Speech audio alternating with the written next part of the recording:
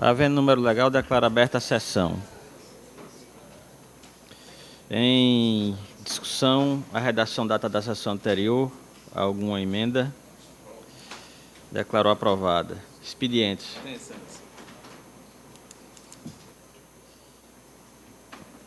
Expediente. Correspondência do Dr. José Sá de Souza Nunes. Senhor desembargador, muito me honrou a moção de congratulações apresentada por Vossa Excelência pela passagem do meu natalício no dia 28 de junho próximo passado. Solicito estender meus agradecimentos aos demais integrantes desse Egresso Tribunal Pleno. Atenciosamente e somente, Excelência. Fui informado que não há leitura de acórdão, então passo para esta pauta do Pleno.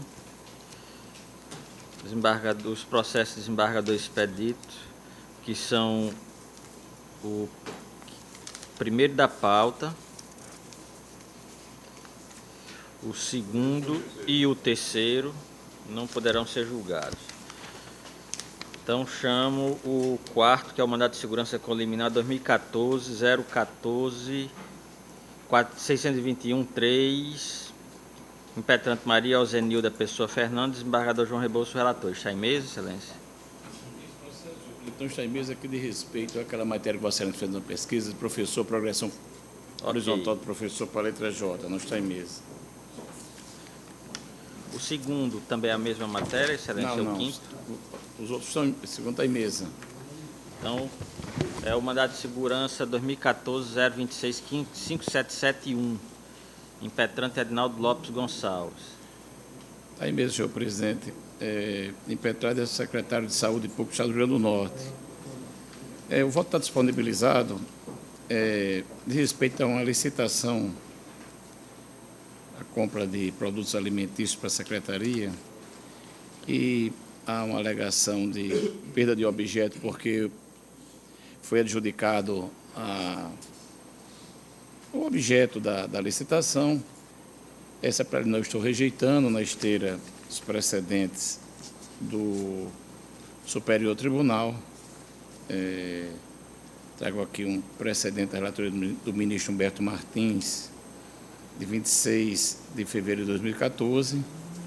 Eu confesso a Vossas Excelências que até então eu sempre tinha adotado a perda de objeto nessa matéria, mas aqui o ministro Humberto, ele, inclusive, transcreve um precedente do ministro Mauro Campbell, quando ele diz que a Corte Especial do Superior Tribunal já acordou que, aspas, a superveniente adjudicação não importa na perda de objeto do mandado de segurança, pois se o certo também está eivado de nulidades, estas também contaminam a adjudicação e posterior celebração do contrato, fecho aspas. Aí ele cita aqui alguns precedentes da Corte Especial, do ministro Pagenda, do ministro Cacho Meira e do ministro Mauro Campbell. Por isso que eu estou rejeitando essa preliminar, senhor presidente. Quanto à preliminar, alguma dúvida, algum esclarecimento? Então, rejeitada a unanimidade.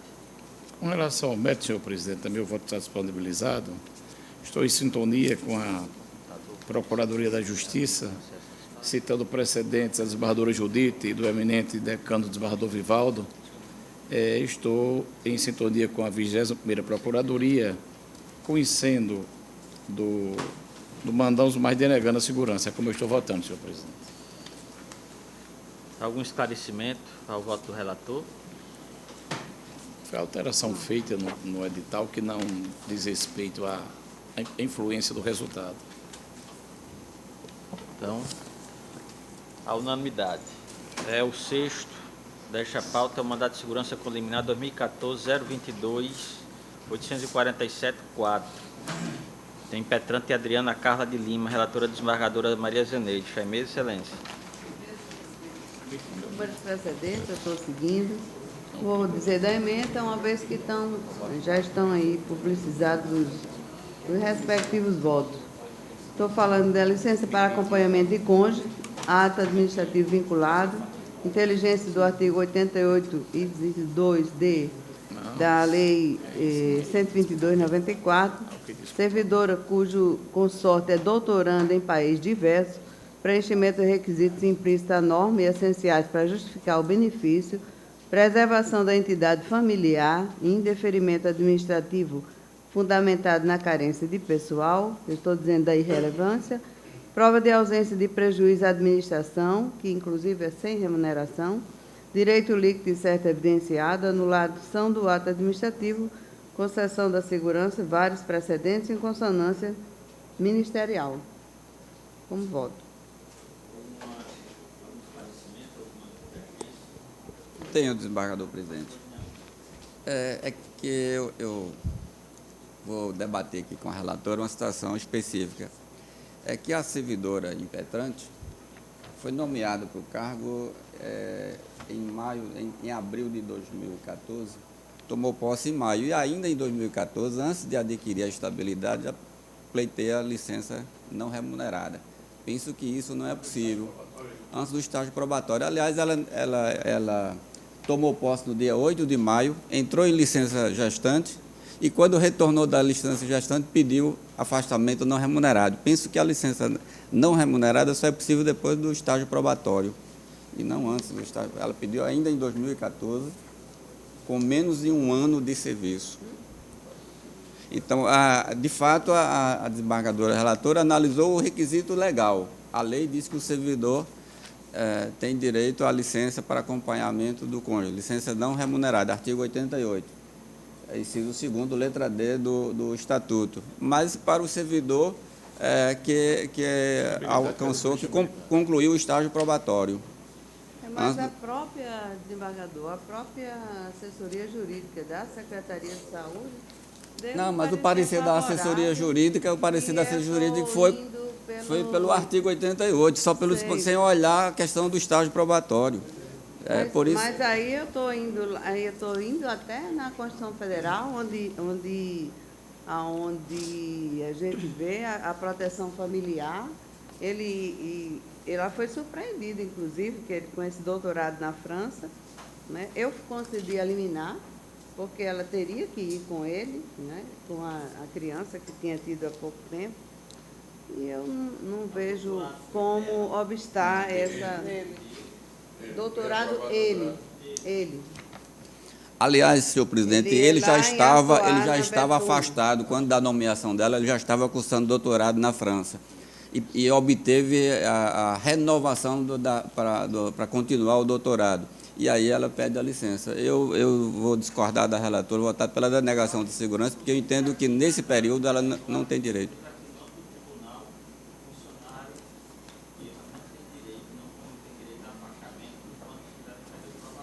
Exatamente, esse é o meu entendimento, senhor presidente. No estágio probatório, o servidor não tem direito à licença afastamento não remunerado. Desembargador Glauber. Presidente, eu vou pedir vista em mesa. Vou dar uma olhada aqui. Se a excelência puder dar sequência. Eu posso pedir os votos dos demais ou Vossa Se estiverem Excelência? habilitados a votar, pode votar. Desembargador Gilson. Eu aguardo. Então eu vou continuar com o seguinte da desembargadora Zeneide, enquanto o desembargador Glauber dá uma examinada no processo no 22.847. Desembargadora Zeneide, o seguinte da vossa relatoria é o 2014-019-777, dígito 7. Tem como impetrante Ivone Ribeiro de Oliveira e outros. Está em mesa?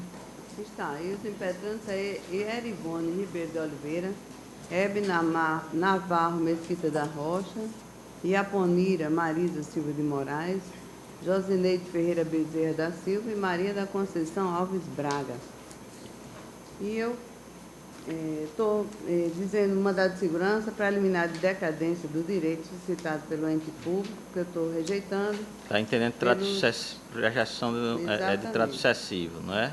E no mérito, servidores por concursado, aumento de nível remunerado decorrente da progressão por antiguidade e merecimento, acolhimento parcial, comprovação de lapso temporal suficiente a um nível remuneratório, critério de antiguidade que exige período de 4 anos, regime jurídico único dos servidores que atribuiu ao plano de cargos e salários a regulamentação, o qual estabeleceu interstício mínimo de 4 anos na mesma classe, e critério de alternância, não ocorrência, ausência de direito líquido e certo à progressão por merecimento, e inexistência de ato coator, impetrantes que não requereram na esfera administrativa, inteligência de leis complementares número 122/94 e 420/2010, e precedentes do STF, STJ e desta Corte, conhecimento parcial da concessão apenas com relação à concessão à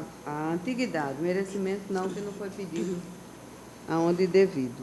É como voto, senhor presidente. A progressão de um nível remuneratório. É. Isso é aquela questão que a administração não fez a avaliação de desempenho, Não fez avaliação, nem foi pedido e nem foi feito. E não tem como, eu digo até aí É as isso que eu folhas 12. ia perguntar. Aí essa foi, ele toca no limite prudencial ou só nesse fato, a administração, quando se recusou? Limite providencial, que isso é uma coisa patente em todos, né? Eu digo até aí as folhas 12, conforme as senhoras estão vendo, é que é bem verdade que a jurisprudência dessa Corte reconhece que a inércia do ente público em realizar a avaliação de desempenho prevista em lei não pode obstacularizar o direito de progressão dos servidores. Estou trazendo aí Aqui várias construções. Nas folhas 98 e 100, o ente estatal argui a decadência do direito e também a questão da ultrapassagem do limite prudencial, no caso. Também, mas a decadência Que já é exatamente aquela matéria, né, desembargador Ibanez? Isso. Está se batendo. Vossa Excelência concede parcialmente para parcialmente apenas... apenas com relação à antiguidade. Ok. Desembargador Ibanez. Vou seguir o entendimento da Corte, concordo com a relatora. Desembargador Glauber, igualmente. Desembargador Gilson. Acompanho. Desembargador Cornélio. Acompanho. Doutora Ana Nery. Acompanho. Desembargador João Rebouças. Sem divergência. Desembargador Rivaldo. Desembargador Saraiva. Desembargador Dilermano. A unanimidade. Desembargador Gilson, mandato de segurança com liminar 2014-018-815, distrito 6, impetrante Maria Gorete Freire. Está em mesa, excelente? Está em mesa, sim. Com a palavra. A impetrante é Maria Gorete Freire, advogado Dr. Flávio César Câmara Macedo, OBRN. Impetrante também o governador do Estado do Rio Grande do Norte.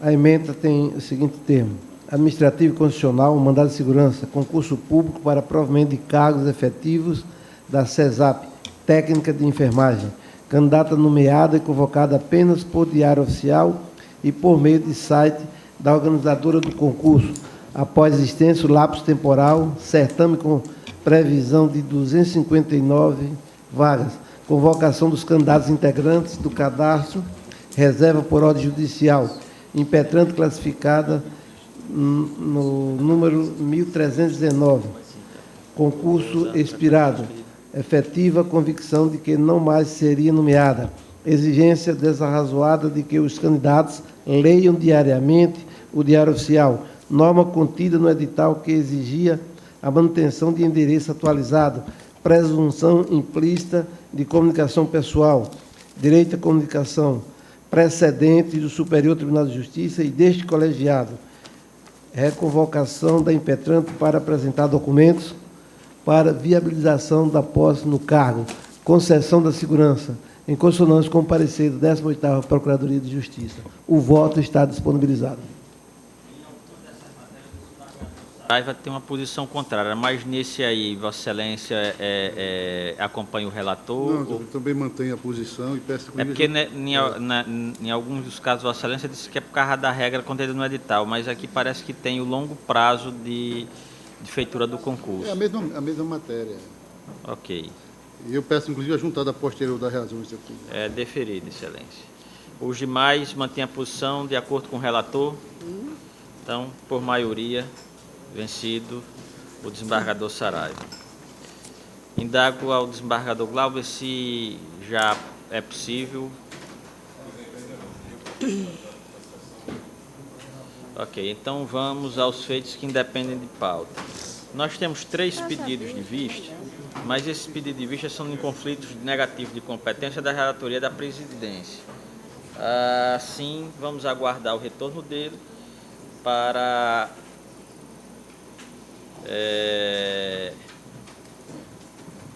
verificar, porque estão todos com o desembargador Glauber, inclusive. Então, vamos aos feitos que independem de pauta. A doutora Ana Nery tem um agravo e um embargo de declaração, não é, Excelência? Sim. Com a palavra.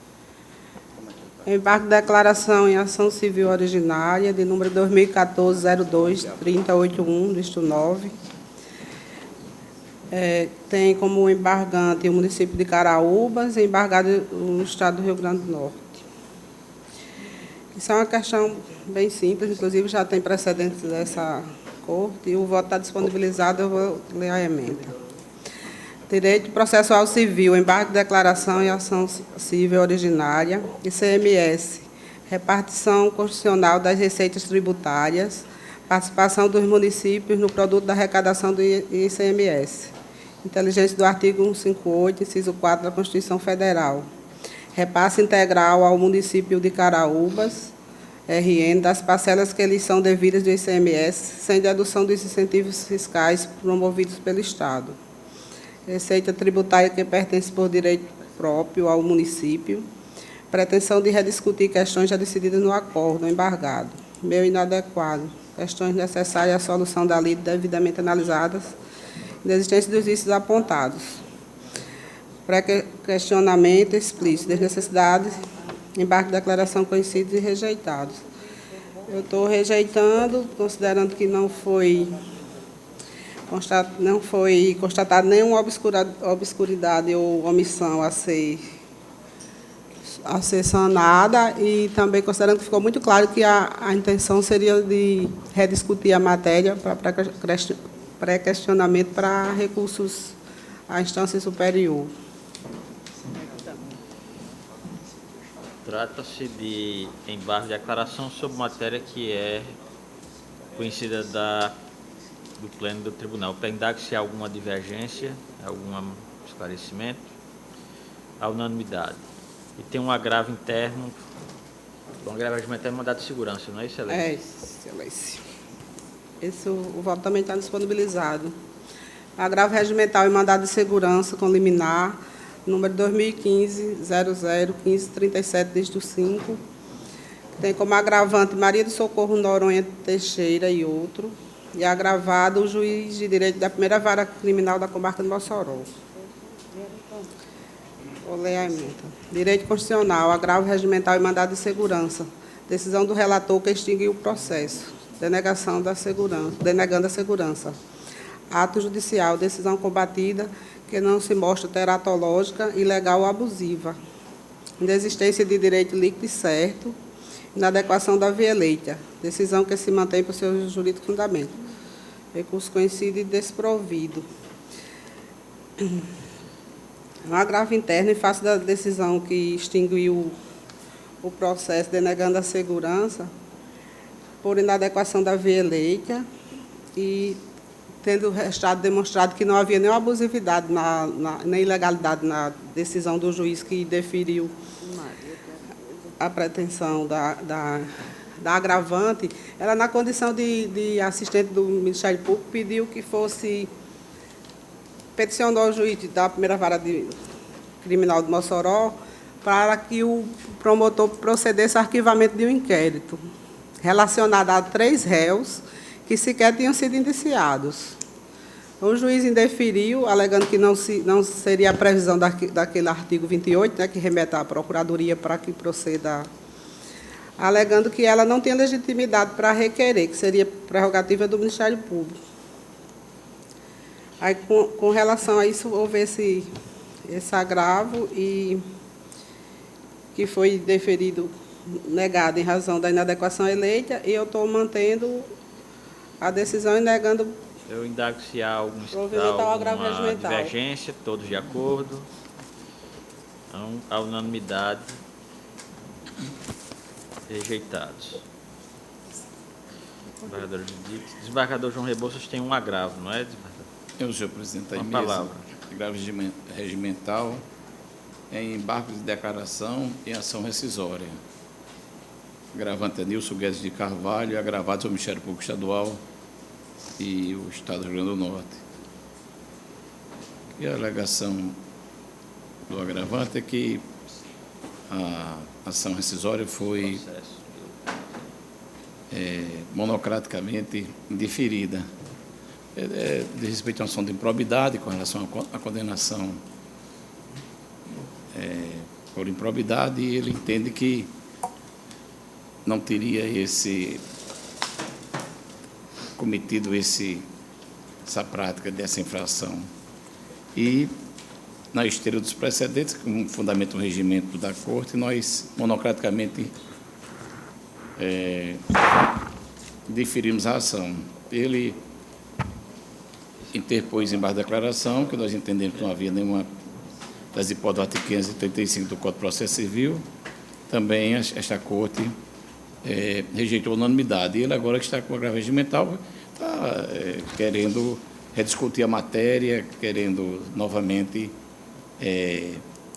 fazer uso do agravo regimental como sucedâneo recursal. Eu estou, senhor presidente, o voto também está disponibilizado. Cito algumas lições doutrinárias aqui no voto. Cito um precedente até, inclusive, de minha relatoria, um outro Tribunal de Justiça do Distrito Federal, desembargador Ângelo Passarelli. Cito o regimento interno do nosso tribunal, também Alexandre de Freitas, Câmara, e estou, senhor presidente, conhecendo e desprovendo a agravo regimental, como eu estou votando. Há alguma divergência? A unanimidade, no chamo do voto do relator.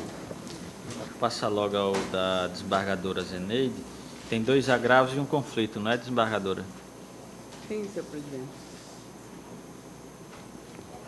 Ainda tem, é porque não estão aqui, desculpe. Porque não estava aqui, desembargador João. Aqui não estava relacionado os seus conflitos. Vossa Excelência ainda tem conflito? 4, então com a palavra. É porque só tinha o agravo interno. Desculpa aí, senhor presidente. Conflito negativo, suscitando o juiz de direito da Vara Criminal da Comarca de Macaíba e suscitado o juízo especial do Criminal da Comarca de Macaíba. Foi um termo circunstanciado de ocorrência, instaurado para apurar possível prática de crime de menor potencial ofensivo, claro, competência dos juizados, só que a citação pessoal do acusado foi frustrada e foi remetida os autos à Justiça Comum, citação por edital. E o artigo 66, parágrafo da Lei 9.099/95 é claro com relação a essa competência. Eu estou, senhor presidente, na esteira aqui dos precedentes. Cito até um precedente aqui da relatoria da desembargadora Maria Zeneide. Cito também o enunciado 64 do FONAGE. E, em sintonia com o parecer ministerial, eu estou dizendo que a competência é do juízo de direito da Vara Criminal da Comarca de Macaíba, senhor presidente.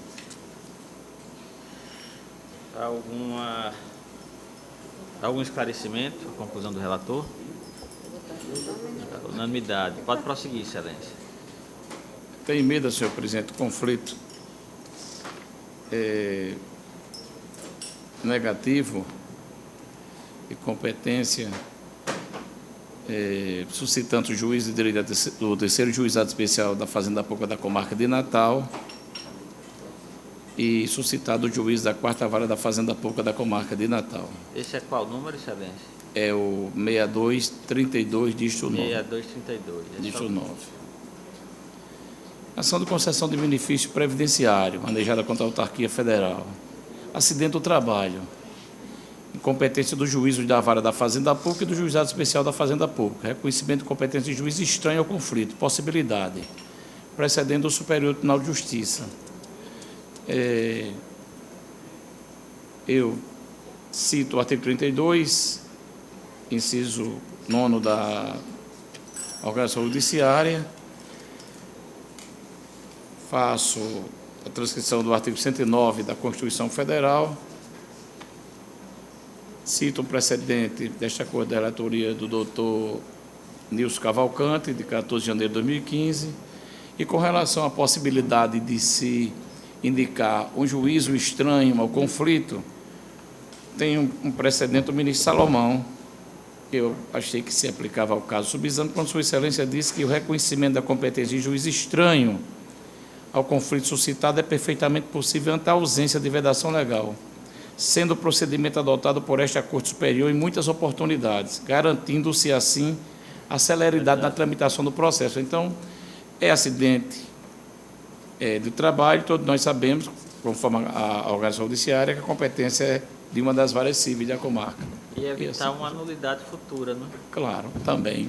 Porque fica amarrado para dar para atribuir como competente um juiz incompetente, posteriormente vai dar um problema de nulidade. É como eu estou votando, senhor presidente. Com certeza. Algum esclarecimento? A unanimidade. Seguinte, excelência. Tem emenda, senhor presidente. Um conflito de competência, negativo, suscitando o juiz da primeira vara civil não especializada da comarca de Natal e o suscitado juiz da 19ª vara civil da comarca de Natal. Também a matéria é conhecida da Corte, de ação rescisória por quebra contratual ajuizada anteriormente e posteriormente o embargo do devedor, e estão em juízos distintos. Eu cito aqui o artigo 106 do Código de Processo Civil e cito precedentes do Superior Tribunal de Justiça e desta Corte, senhor presidente, e da relatoria do ministro Salomão e da relatoria do eminente decano desembargador Vivaldo Pinheiro. E, em sintonia com o parecer ministerial, estou conhecendo o conflito e declarando a competência da primeira vara civil da comarca de Natal, que foi quem recebeu a ação rescisória do contrato. Porque teve a rescisória do contrato e os embargos com relação ao mesmo contrato foi para a 19ª vara. Só que a primeira ação foi a rescisória contratual. É como eu estou votando, senhor presidente. Algum esclarecimento? A unanimidade. E o seguinte, excelência. Tem outro, senhor presidente. Conflito negativo, suscitante o juiz da vara da infância e da juventude da comarca de Mossoró, suscitado o juiz de direito da vara da fazenda pública da comarca de Mossoró. A matéria também é do conhecimento da Corte, inclusive eu tinha feito uma ressalva de ordem pessoal quando do julgamento do conflito negativo 2014-025-810-9 da relatoria do eminente desembargador Dilermando Mota, que foi julgado agora em 3 de junho de 2015, e eu estou, senhor presidente, adotando esse novo entendimento da Corte, inclusive que vem na esteira dos precedentes do Superior Tribunal de Justiça, e também citei o voto paradigmático na matéria da relatoria do ministro Fernando Benjamin, datado de 25 de novembro de 2014, quando Sua Excelência disse que a competência da vara da infância e da juventude é absoluta. Independentemente da situação de risco. Então, em sintonia com o parecer ministerial, eu estou declarando competente a vara da infância e da juventude da comarca de Mossoró, como eu estou votando, senhor presidente. Alguma divergência? Esclarecimento? A unanimidade. Só, senhor presidente, agradeço.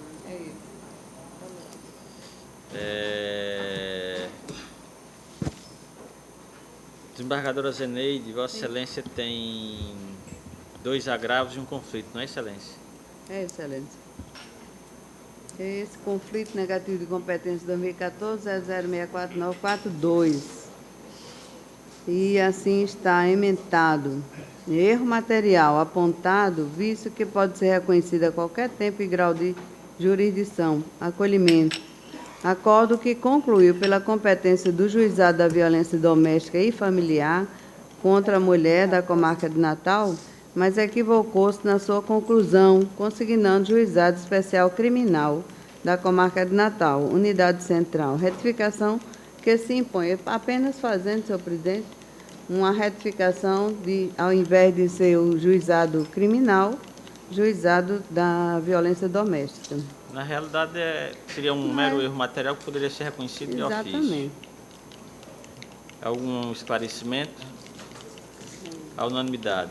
Seguinte, excelência. O agravo interno na rescisória 2015-00-28554, que assim está emendado, manutenção por parte do Pleno desta Corte da incidência de juros moratórios, conforme determinado pela Divisão de Precatórios, decisão de natureza administrativa, enunciado número 311 da súmula do STJ, pedido de reconhecimento de aplicação dos juros de mora em período superior, análise juridicamente impossível em sede de revisional, ex-administrativo deciso que se busca rescindir. Agravo conhecido, mas improvido. Algum esclarecimento? A unanimidade. O outro é agravo regimental em rescisória 2015-0068-668, que assim está emendado. Vossa Excelência pode só identificar as partes? Agravante Abel Berlarmino de Amorim Filhos, advogado Cristiano Luiz Barros Fernando da Costa. Então, Agravo regimental em decisão monocrática. Excelência, registrar o impedimento do desembargador João Rebouças. O impedimento do desembargador João Rebouças. Agravo regimental em decisão monocrática que indiferiu a inicial da rescisão a ação rescisória, extinguindo o feito sem resolução de mérito, violação literal a dispositivo de lei e existência de erro de fato, é o que eles dizem, né?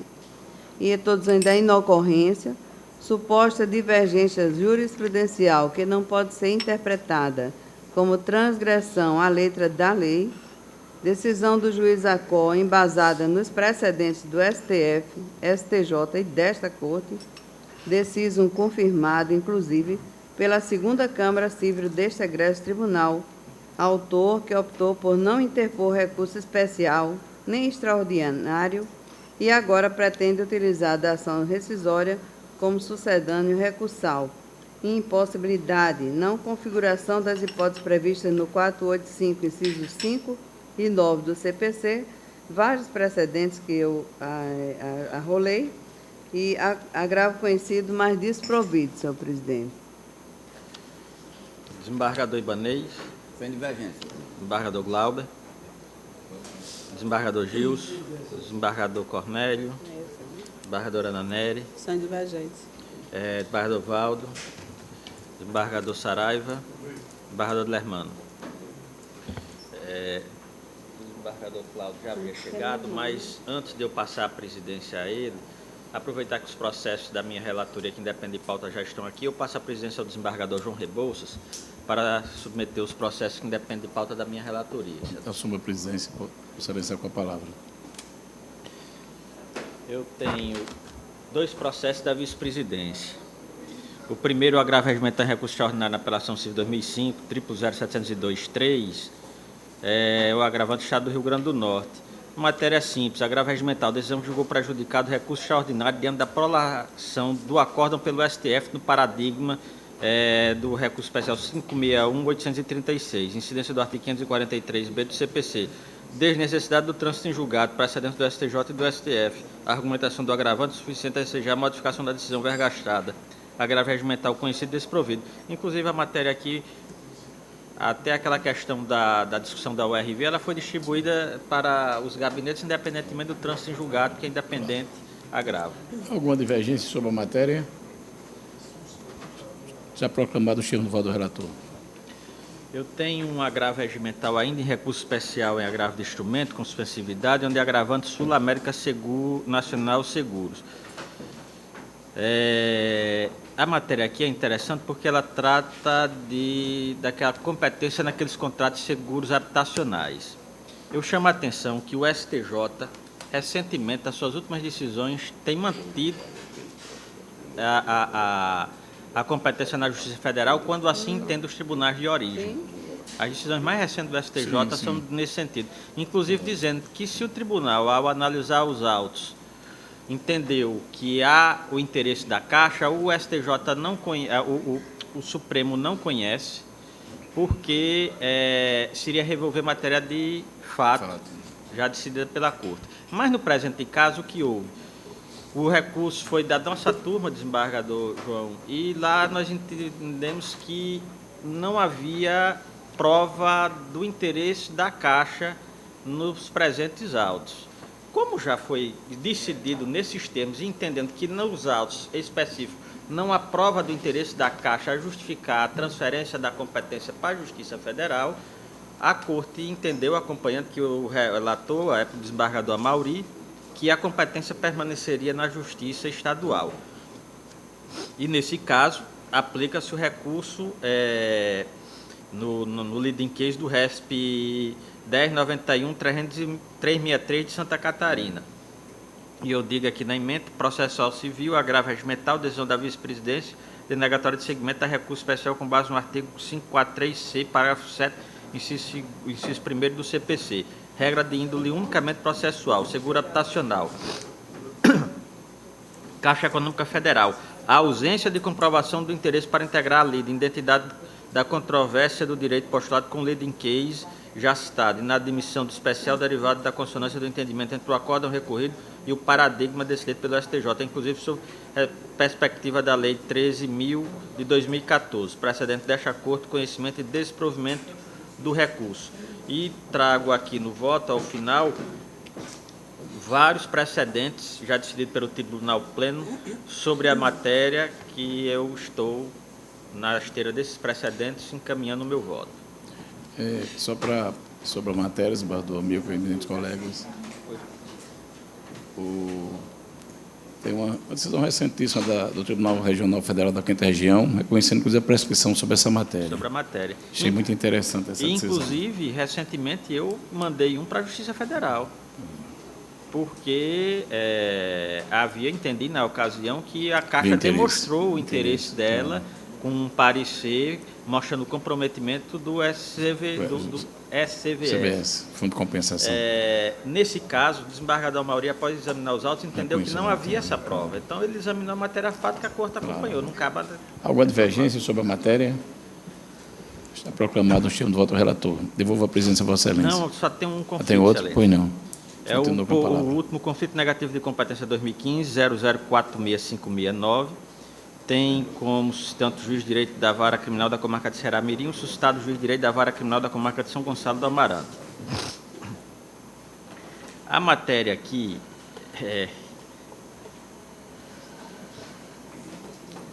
demonstra uma situação preocupante, a falta de...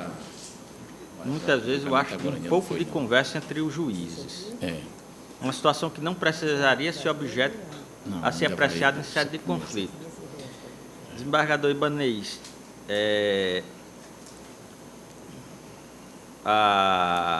o fundo da questão seria a competência para proceder à execução penal de uma pena de regime aberto. No caso, o juiz em suscitante, o juiz suscitado, condenou o indivíduo por porte ilegal de arma, numa denúncia oferecida inicialmente por porte ilegal de arma e tentativa de assalto. Mas ficou caracterizado... O juiz condenatório qual foi? Foi o suscitado? O de São Gonçalo. São Gonçalo. O suscitado. Ao final do processo, ele reconheceu que havia apenas prova para o porte ilegal de arma, condenou a pena de 2 anos e 3 meses, em regime aberto. Antes do final do processo, pouco tempo antes da aprovação da sentença, o réu em questão ele mudou de endereço para Ceará-Mirim. Ao ter essa informação, o juiz de São Gonçalo, sem qualquer providência, recebeu e mandou para Ceará-Mirim.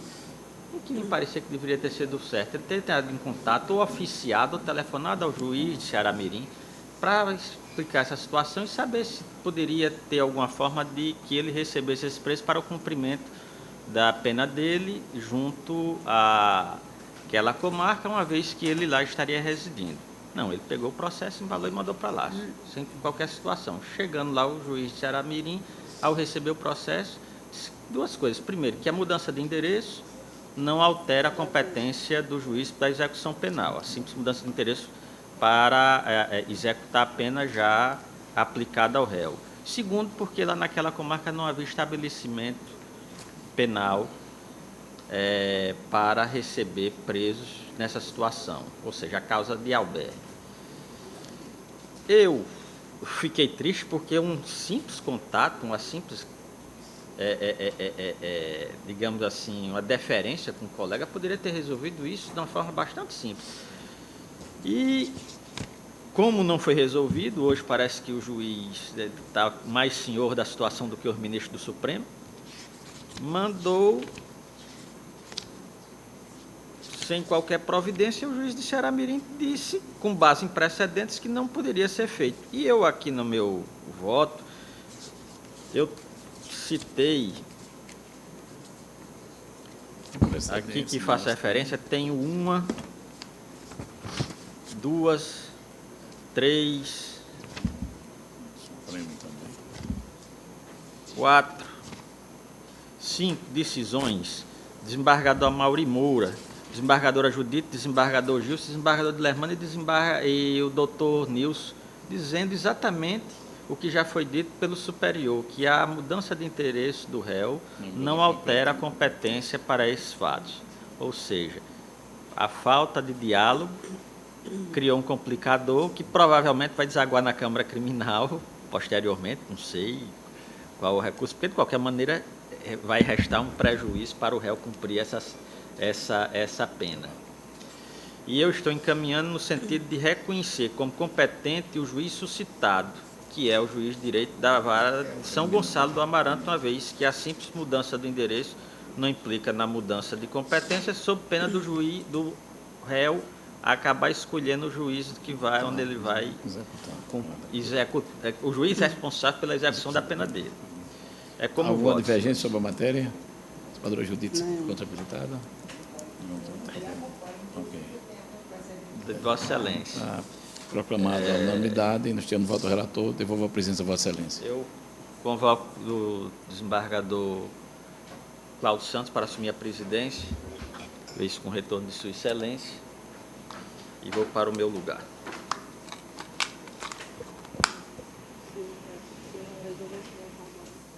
Retomando a ordem de julgamentos, tem um pedido de vestimento do desembargador Glauber. Sim, senhor presidente.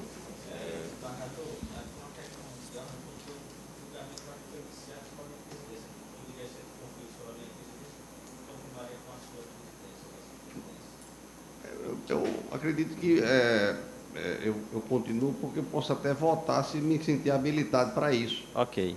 Mas não vejo dificuldade em devolver a Vossa Excelência Não, com o maior prazer. é só uma mera questão, porque o desembargador, inclusive Ibanez, tinha me alertado para essa situação, porque o pedido foi feito em mesa. Aí, no caso, meu entendimento, se eu posso votar me sentindo habilitado em caso de empate, poderia exercer o administrativo. Ok, desembargador Glauber Rego. Obrigado, senhor presidente. Divergir da divergência do desembargador Ibanez é uma dificuldade que todos nós temos, né? Mas eu ouso fazê-lo nesta oportunidade, desembargador Ibanez. O que chama atenção e que talvez seja a razão da divergência de Vossa Excelência seria que o afastamento suspende ou interrompe o estágio probatório. Mas eu entendo que, no caso concreto, essa discussão ela extrapola o limite dos autos. O artigo 20 do regime jurídico único, que trata do estágio probatório, não faz nenhuma restrição. O artigo 88, que disciplina o afastamento, também não há nenhuma restrição a este afastamento. E disciplina o direito do afastamento de cônjuge ou companheiro nas situações tratadas aqui tratada aqui nos autos. E no artigo 105, que não se aplica de forma direta, mas que por analogia pode-se observar, diz o seguinte, desembargador Ibanez. Artigo 105 do Regimento Interno. Da licença para tratar de interesses particulares, que essa daqui seria um outro tipo de licença. Mas aí diz lá, a critério da administração pode ser concedida ao servidor público estadual licença para trato de interesses particulares pelo prazo de até 3 anos, tal. Então, não diz aqui servidor público estável, né? Não traz essa exigência. E, por sua vez, eu busquei aqui no STJ e encontrei aqui um precedente que acho que se aplica como uma luva, que é o caso concreto. É da relatoria do ministro Herman Benjamin, é um recurso ordinário em mandado de segurança, número 34.518, origem do Estado do Acre, julgado na segunda turma em 13 de novembro de 2012. E, nesta oportunidade, restou decidido lá pelo STJ que, abro aspas, recurso em mandado de segurança, licença para acompanhar cônjuge, norma municipal silente, aplicação analógica de normas federais, admissibilidade, natureza do deslocado e relevância, e naquilo que interessa. Ele diz, a jurisprudência do STJ trata-se originalmente de mandado de segurança impetrado por servidora pública municipal em estágio probatório que teve indeferido seu pedido de afastamento sem ônus para acompanhar o cônjuge, representante comercial em cidade diversa. O tribunal de origem denegou a segurança em razão do silêncio da norma municipal. Prossegue aqui a ementa. A jurisprudência do STJ, em situações em tudo análogas à presente, admite a concessão de licença a servidor para acompanhar cônjuge deslocado, ou seja, e aí prossegue. Se amolda, entendo, perfeitamente ao caso concreto. Então, senhor presidente, com essa ressalvas e pedindo mais uma vez, venha aqui o desembargador Ibanez, eu acompanho a relatora para conceder. Qual a data aí, por favor, desse julgamento? Desse julgamento foi publicado em 19 de dezembro de 2012, julgado em 13 de novembro de 2012, na segunda turma do STJ. Só para um esclarecimento, que eu não estava aqui, desembargador Eneide, foi concedida a liminar, então, foi autorizando, isso. Há algum tempo, ela já deve estar lá, né? Só para saber de um detalhe que é importante. Desembargador Gilson. O desembargador Ibanez já votou? Eu fui o voto divergente, senhor presidente, porque... Sim, Vossa Excelência quer pronunciar novamente. Pois não. Não, eu só vou mostrar a minha preocupação. O desembargador Glauber traz uma jurisprudência do STJ a respeito, estou consultando aqui. Minha preocupação está... A servidora foi nomeada em abril de 2014, tomou posse em maio. Entrou de licença gestante, não trabalhou um dia. Logo em seguida, terminada a licença gestante, licença maternidade, pediu afastamento para acompanhar o cônjuge, que é funcionário federal da Universidade Federal do Semiárido, e foi pediu licença para acompanhar o cônjuge. O secretário indeferiu, e ela está postulando. Quer dizer, ela está no estágio probatório. Como é que ela será avaliada, como é que ela vai ser efetivada no cargo, considerada estável, a estabilidade dela, se ela sequer praticou exerceu a função. Então, a impossibilidade de avaliação. E o tempo com o afastamento dela, quando ela retornar, ela estará efetivada, estabilizada no cargo, sem ter exercido a função, sem ter passado por avaliação. Vossa Excelência permite? Claro. É isso que eu entendo, que extrapola o limite dos autos. Se vai esse afastamento suspender ou interromper o estágio probatório, isso aí fica critério, ela retornando, na minha concepção, ela vai... Eu entendo que ela não tem direito, durante o estágio probatório, ela não tem direito a Mas não é essa limitação na norma. Tá. Vossa Excelência já mesa e deu uma olhada acredito, mais profunda nisso, há previsão de alguma suspensão do estágio probatório, com o afastamento? Não há. A norma, pelo menos, se há, eu não encontrei. Mas eu entendo que isso fica a critério da administração. E acho que deve fazê-lo. Deve ela, retornando, retomar o estágio probatório. Assim, só... E tem aqui o precedente, neste mesmo sentido, do STJ, a servidora, cumprindo o estágio probatório, teve assegurado o seu afastamento para acompanhamento do cônjuge. E aí, como fez a desembargadora Zeneide, aqui no STJ ele diz o seguinte, independentemente de aquele que for deslocado, ser servidor público ou não, em homenagem à proteção da unidade familiar, esculpida no artigo 226 da Constituição Federal, cabível, na hipótese, a interpretação analógica da Lei 8.112/90, na ausência de disposição em norma municipal. E tem mais o artigo 105 do regime jurídico único, que também não exige que o servidor seja estável para que tenha assegurado esse direito de acompanhar o cônjuge. Então, não havendo a vedação expressa e tendo o direito previsto, inclusive com precedentes no STJ, eu não vejo razão para pedir em todas as vênias possíveis, acompanhar Vossa Excelência. Entendo e concordo com a preocupação de Vossa Excelência. E acho, inclusive, que a administração ela deve suspender ou interromper esse estágio probatório e ela retornando, retomar esse período. Ficou o entendimento do tribunal que indeferiu Sim, o que foi reformado lá. Pelo que está posto, a relatora baseia seu voto no princípio da preservação da unidade familiar. Exatamente. Que é de matéria constitucional, e também a parecer técnico da assessoria jurídica da Secretaria favorável, né? Desembargador Gilson Barbosa. Não, o relatora. Desembargador Cornélio. Na verdade, eu não encontrei, estava acompanhando aqui, o desembargador Glauber pediu voto visto, eu peguei carona, e eu não encontrei óbice para o pedido, né? Eu acho que ele deve ser deferido, até porque ele é a servidora, a requerente é servidora pública, né? Se ela é estável ou não, se ela ultrapassou o estágio probatório ou não, a legislação não faz essa diferença. Então, se ela pode ir depois e não há nenhum impedimento, pelo princípio da isonomia, eu acho que deve ser deferido o pedido. E também para proteger a família. O marido dela está fora e ela deve seguir. Dá um filho, né? Está grávida, tem um filho aí, estava grávida. É verdade. Cuidada, conforme. Então, eu voto com a relatora. Doutora Ana. Eu acompanho a relatora.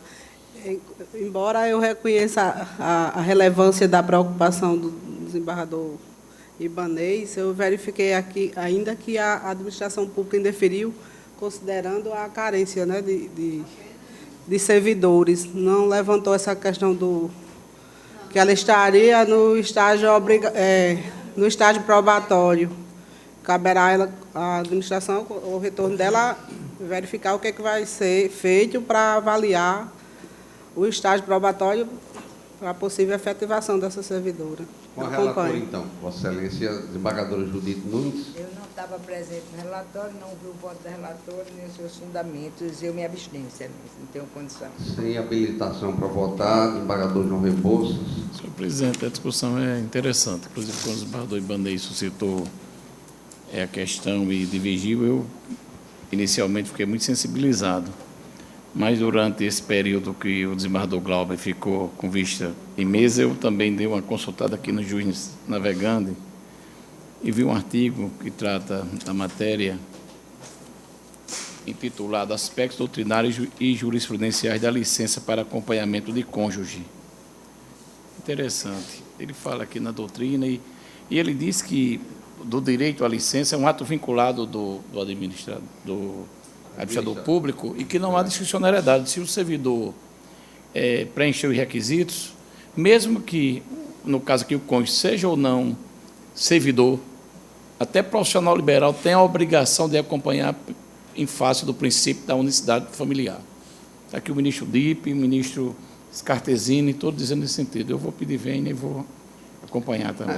Eu perguntei a questão da liminar, porque emerge outra questão, sim, que é em atendimento ao princípio da segurança jurídica da pessoa, que já deve ter ido, teve despesa, deve estar lá, e aí houve uma ordem judicial para que a pessoa se ausentasse. Quer dizer, é um outro aspecto que emerge da questão. Desembargador Vivaldo. Excelência, a questão bastante interessante. Eu encontrei uma decisão aqui do Tribunal de Justiça de São Paulo, estava tendente a seguir essa orientação, que se encaixa mais ou menos, é bem parecida a situação, porque aqui é uma servidora pública que pediu para acompanhar o marido que era militar e que foi transferido para outro estado. E o relator aqui, ele diz, a justificativa da autoridade impetrada para o indeferimento do benefício está calcada no princípio da legalidade estrita, porquanto a suspensão do período de estágio probatório em decorrência de licença para acompanhar o cônjuge militar transferido não encontra previsão na norma que rege a matéria. Exceto que o afastamento da apelante do serviço público municipal para acompanhar o marido ensejaria suspensão do seu estágio probatório. E diz que não há, diante disso, não há, o mandado de segurança só é concedido quando há direito líquido de sete. Se não há direito líquido de sete, então não haveria de se tratar aqui de mandado de segurança e por isso foi denegado. O precedente que o desembargador Glauber trouxe, então me fez mudar de posicionamento essa decisão do STJ. E, sobretudo, levando em consideração de tudo que foi dito, o princípio da unidade familiar. Ela já está lá, marido, filho, então, por isso, eu vou pedir vênia a quem pensa diferente, mas vou acompanhar o voto da relatora. Desembargador Saraiva, senhor presidente, realmente a questão trazida pelo desembargador Ibanez nos remete a uma reflexão muito profunda, não é? Que esbarra nesse princípio já discutido aqui, iniciado por Vossa Excelência. E surge a preocupação com relação ao estágio probatório. É quando a administração, no caso dessa espécie, busca o regime jurídico único da União, a Lei 8.112, e, como regra, suspende esse estágio. Como o regime jurídico do Estado ou do município não fala, as administrações públicas, inclusive eu acho que esse tribunal já utilizou, busca o regime jurídico único da União, onde há uma previsão de suspensão do estágio probatório, que seria bem razoável. Se ela nunca trabalhou, se for à disposição, se suspende, e quando ela retornar, inicia-se o estágio probatório. Então, esse seria o óbice que eu acho que está superado. Daí porque, rendendo respeito ao desembargador Ibanez, como sempre, eu acompanho os demais colegas, acompanho a relatora no sentido de conceder também em homenagem à liminar já concedida por Sua Excelência. A desembargadora Zeneide. Desembargador Amilcar Maia. Senhor presidente, eu extremamente inclinado a acompanhar o desembargador Ibanez. As preocupações dele, muito tem se falado na preservação da família e do princípio constitucional da moralidade administrativa. Você vai ficar com um funcionário efetivado sem nunca ter dado um dia de serviço. É difícil. No caso, desse caso específico, há algumas peculiaridades que não devem ser desconhecidas. Primeira peculiaridade, que foi citada pelo desembargador Ibanez, é que quando ela foi nomeada, ele já estava afastado. Então, por que ela não já estava acompanhando ele? Ele estava afastado, mas naquele momento, naquele período, ele estava aqui. Veio, interrompeu para a mulher tomar posse para poder fazer. Ele interrompeu para a mulher tomar posse. Não, mas ele Estava aqui. Estava aqui, mas ele não já estava afastado? Ele interrompeu o afastamento para a mulher tomar posse. foi surpreendido quando ele foi novamente. Ele foi. Cadê o voto? Deixa eu ver. Onde é que está? Levou. Sem remuneração. Hein? Sem remuneração, sem remuneração. O problema não é a questão da remuneração, porque eu fico imaginando o seguinte, viu, desembargador Lermano? Se afastamento para juiz fazer especialização fosse sem remuneração, eu queria saber quantos juízes se afastariam para fazer doutorado ou mestrado. Não, Amilcar, que eu não sou advogado de quem se afasta. Agora, eu tenho uma posição, eu quero dizer que eu não sou advogado de quem se afasta. Agora, eu tenho uma posição particular que eu gosto de estudar. E eu estimulo quem gosta de estudar. Não em prejuízo da jurisdição. Como diz o desembargador Cláudio, não é? Pode ser feito aqui. Pode ser feito aqui. Agora, entidades e órgãos que não estimulam, não é sem razão que a Lomã ergueu essa norma. Não é? Eu quero dizer que não sou defensor de quem se afasta. Agora, eu sou um magistrado que tem uma posição, gosto de estudar e tenho uma posição de estimular quem gosta de estudar. Quem gosta de estudar muito deveria ser professor e não magistrado. As duas coisas coexistem, Excelência. Desembargador, só aí dizendo, só assim, rapidamente, ele foi surpreendido com a renovação da bolsa de doutorado. Ele estava aguardando, ele estava aqui com ela, independentemente, aguardando essa renovação da bolsa que chegou. Finalmente. Desembargador Amilcar conclui o voto. Não, Excelência, eu concluo dizendo que as peculiaridades que foram decididas pelo desembargador Ibanez são dignas de preocupação, e toda a inclinação minha para acompanhar a Sua Excelência, mas com base nas considerações já feitas, há uma omissão legislativa, disciplinação da matéria aqui, realmente temos que reconhecer essa situação, e ante essa omissão legislativa, as decisões do superior, que não quer dizer que eu renda homenagens, mas eu estou me posicionando de forma pragmática, estou registrando,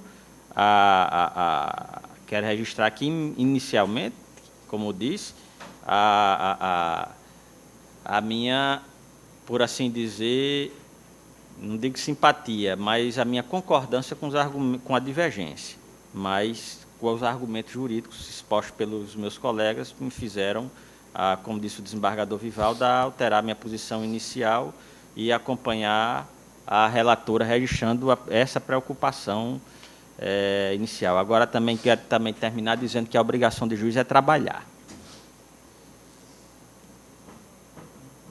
Desembargador Dilermando Mota. Excelência, eu penso que tudo que poderia ser dito, ou quase tudo que poderia ser dito sobre o caso concreto, já foi dito. Eu me limito, com a vênia de quem pensa diferente, a acompanhar integralmente a relatora, acima de tudo, pela proteção da unidade familiar. Mais algum pronunciamento? Julgado por maioria, vencido o desembargador Ibanez Monteiro. Eu quero fazer apenas um comentário. Relativamente à concessão da liminar, porque surge aí um outro elemento, que é a segurança jurídica do cidadão. Porque nesses casos, eu já verifiquei isso na doutrina, termina por o colegiado defere a um dos seus membros, a cada um dos seus membros, a autoridade para as medidas urgentes, as medidas liminares, e, de certa forma, fica responsável pela irreversibilidade dessas medidas. Aqui, por exemplo... Quem está sob liminar sabe que é liminar. Sabe que é Não, mas entenda, a contrário senso a essa tese doutrinária, por exemplo, onde se afasta um prefeito monocraticamente, numa questão urgente, nesse caso que se autoriza a mulher se mudar com o filho para a Europa, então, de certa forma, há uma responsabilidade colegiada a escorar essa decisão monocrática, mas isso é um comentário doutrinário, né? Porque ela não poderia esperar o mérito do mandato de segurança para depois ir com toda a segurança. Né? O cidadão não entende isso. Agora, vejamos o seguinte, numa decisão só para rebater essa consideração, Excelência, sem querer polemizar, mas no habeas corpus, que está em jogo um bem maior, que é a liberdade do indivíduo, o relator não concede a liminar, e o pleno o colegiado depois concede a ordem, entendendo a situação. Então, não se revela a segurança jurídica aí. Mas vamos para frente. Quem é que vai repor o dia de cadeia dele, que ele pode ficar preso? Mas a questão da segurança jurídica é importante para o cidadão leigo, que é leigo. Mas vamos para frente. Os processos que foram trazidos pela presidência, independente de pauta, conflito negativo de competência, o desembargador Glauber já informa que, certamente na próxima quarta. A desembargadora Judite tem processo que, independente de pauta, chegou um pouco mais tarde, justificadamente, e tem embarque de declaração. Tem um embarque de declaração do mandado de segurança 11.876, dígito 8, agravante Ana Luzia Dantas Rocha Xavier, advogada Tatiana Maria de Souza, agravado Estado do Rio Grande do Norte, procuradora Ana Cláudia Bulhões Porpini de Macedo. Essa matéria já é do conhecimento de todos, problema do índice multiplicador de 1,2, não tem assim uma característica particular, eu entendo que só a ementa resolve, mas estou à disposição para qualquer esclarecimento. condicional administrativo e processual civil, embargo de declaração e mandado de segurança. Servidora pública estadual, pretensão de averbação de tempo de serviço com contagem diferenciada. Alegação de contradição e omissão no acórdão em relação especificamente ao período estatutário do vínculo laboral. Inexistência de omissão ou quaisquer dos vícios elencados na norma de regência. Acórdão que simplesmente rejeitou pretensão autoral. Impossibilidade de admissão do recurso de embargos como mero sucedâneo recursal genérico. Conhecimento e rejeição dos embargos. E é assim que eu estou votando. O voto está disponível. Se tiver alguma indagação, por favor. Então, da minha parte, o meu voto está lançado.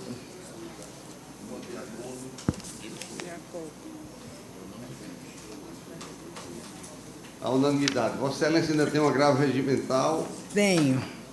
Em ação civil originária 18.432.0, agravante ao Sindicato dos Trabalhadores em Saúde do Rio Grande do Norte, Sindisaúde, advogados Adoniara de Jesus Teixeira Azevedo Dias e outros, agravado no município de Natal, procurador Vitor Hugo Holanda Chaves. Também não tem nada demais não, mas eu vou fazer o relatório.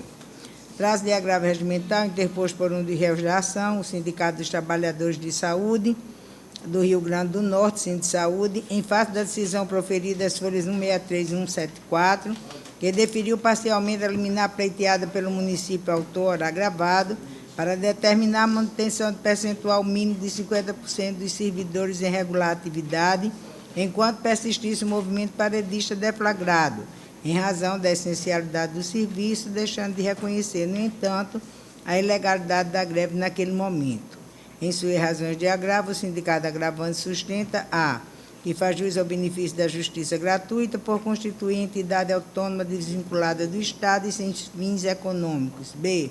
A decisão liminar deve ser revista no tocante ao quantitativo de servidores que deveriam permanecer em atividade, uma vez que esse percentual é definido de forma prudente pelo próprio sindicato, diante das peculiaridades de cada unidade de saúde, sem comprometimento das atividades. C.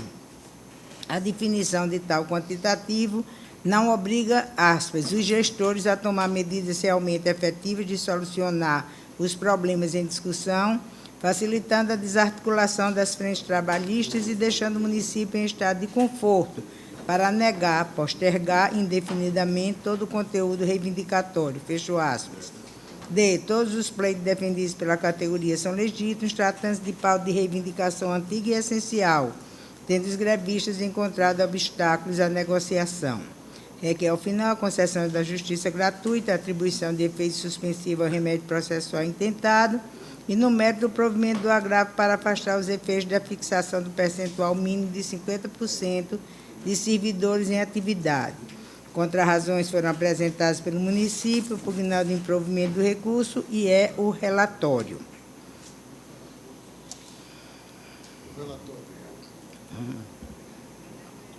Todos de acordo? Relatório.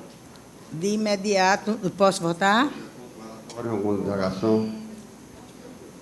De imediato, Qual é o sindicato, desculpe, do desembargador? é o da saúde, Sim. o Sindisaúde.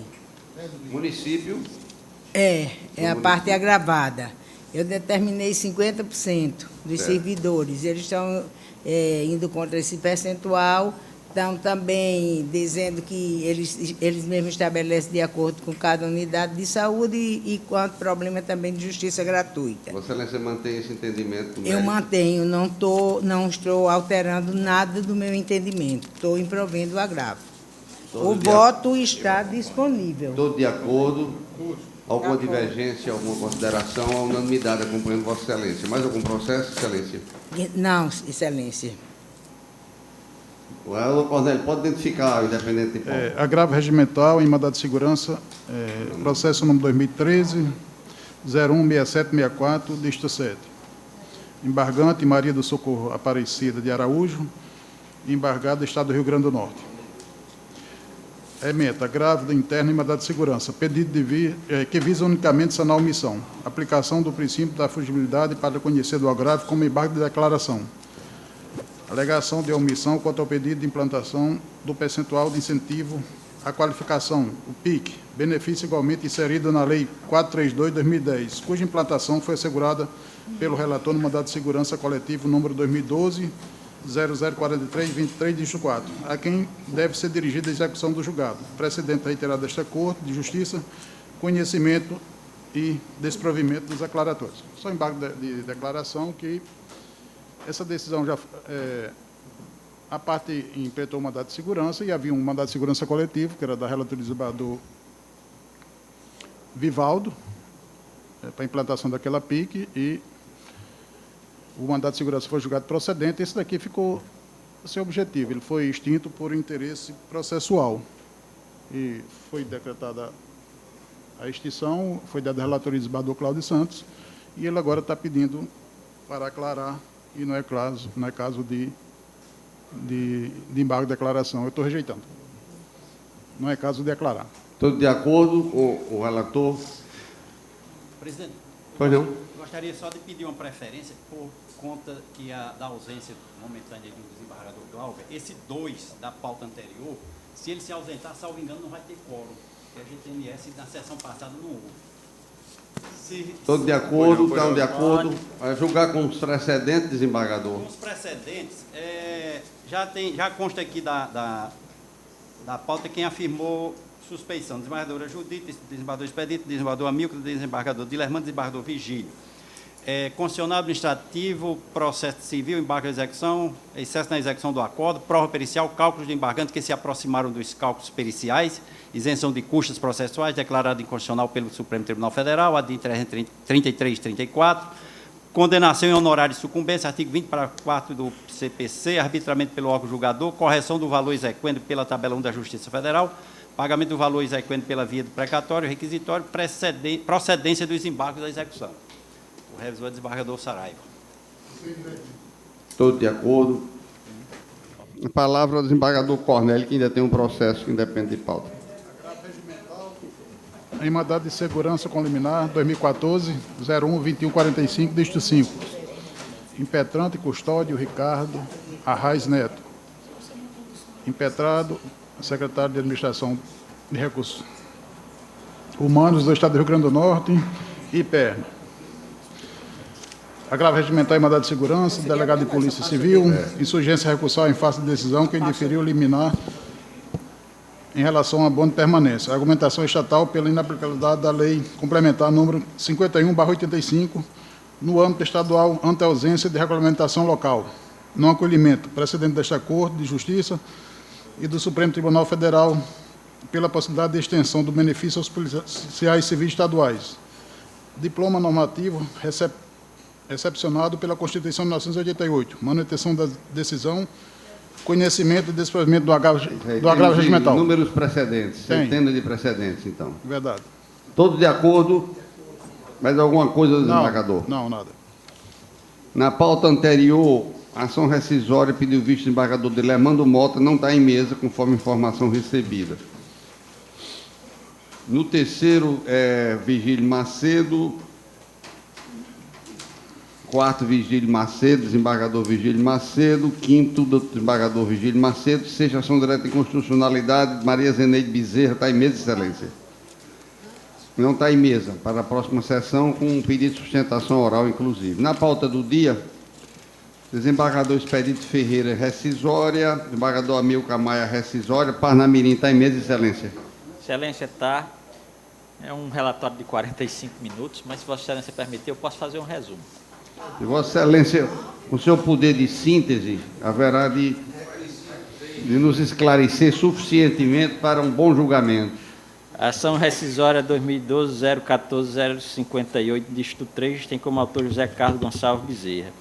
A matéria da rescisória, onde ele alega violação à literal disposição da lei, artigo 485, inciso 5º do CPC, eu digo que o que ele pretende, na realidade, é um reexame da prova já apreciada no processo originário, o que não é possível na situação, porque aí seria, claro, a utilização da rescisória como sucedâneo recursal.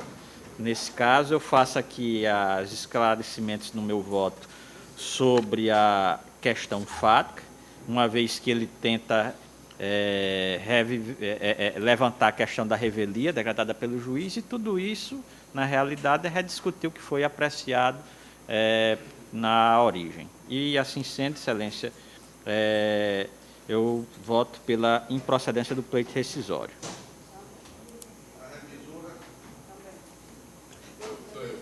Revisor, aliás. Zeneide, alguma divergência? Na sequência, Próxima sessão. Desembargadora Zeneide, embargos infringentes.